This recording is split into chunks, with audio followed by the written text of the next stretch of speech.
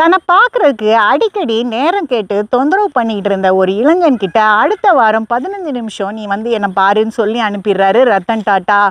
அந்த மனிதன் வந்து இவரை உப்பு விற்க சொல்கிறான். அப்போ டாட்டா கேட்டார், நீ என்ன கேலி பண்ணுறியா? என்னுடைய கம்பெனி எவ்வளோ பெருசு, என்னை உப்பு விற்க சொல்கிறியேன்னு. அந்த இளைஞன் சொன்னான், இல்லையா, உப்புன்றது ரொம்ப அத்தியாவசியமான பொருள். இதை உங்கள் பேரில் நீங்கள் வெளியிட்டிங்கன்னா நல்ல விலை போகும், அதே மாதிரி நல்ல தரமாகவும் இருக்கும் அப்படின்னு 15 நிமிஷத்தில் டாட்டா அந்த ஒப்பந்தத்தில் கையெழுத்திடுறாரு.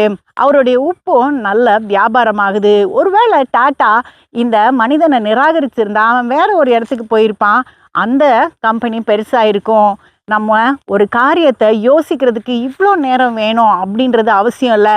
தெளிவாக கொஞ்ச நேரத்தில் நம்ம யோசித்தாலே காரியங்கள் வாய்க்கும் செயல்படும். அதனால காலங்களை பயன்படுத்துறதுக்கு நமக்கு ஞானம் வேணும்.